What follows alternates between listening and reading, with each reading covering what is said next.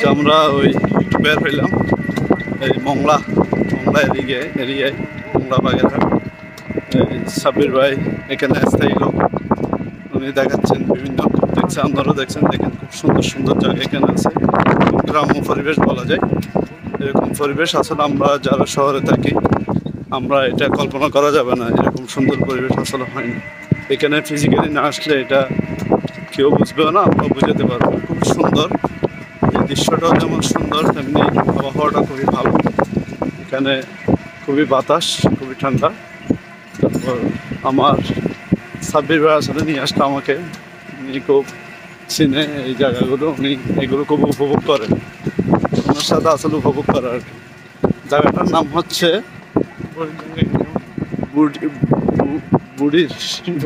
বুড়ির ডাঙ্গা ইউনিয়ন, মংলা পড়ছে উপজেলা, মনে হয় মংলা না, উপজেলা কি মংলা না, মংলা উপজেলা।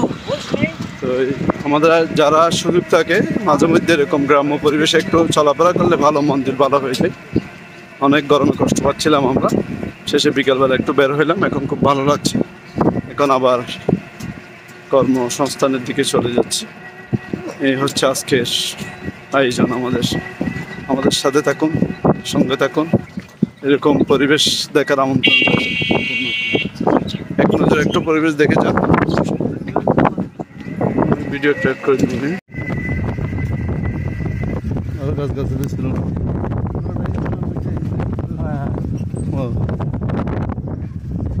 কাটি ফেলছে কেন? এখন ওই জায়গাটাকে বিক্রি হয়ে যাচ্ছে। ও আচ্ছা, রাস্তাঘাট ঠিক আছে।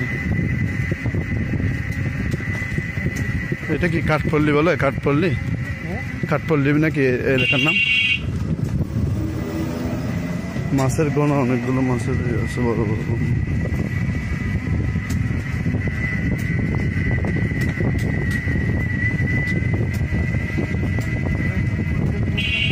হ্যাঁ,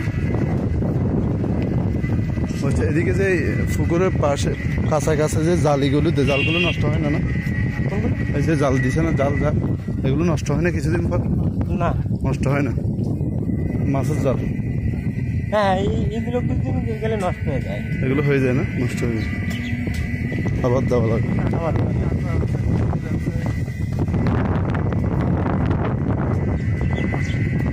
এগুলো চিংড়ি মাছ না? তো বাইরে নিয়ে যায় মনে হয় চিংড়ি ফেলে।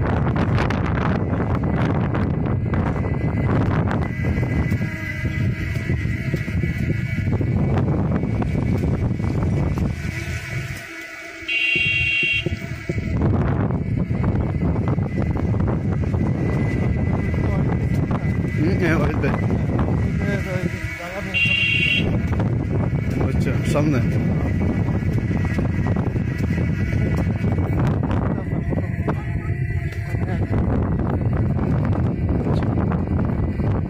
মোটরসাইকেলে সব চিংড়ি। কিন্তু বড় হইলে কোথায় নিয়ে যায়? বাইরে বিক্রি করে, থেকে দেশের বাইরে নিয়ে। দেশে মানে বাংলাদেশে বিক্রি হয়, তারপরে চলে যায় বিদেশে, আবার চলে যায়। আচ্ছা,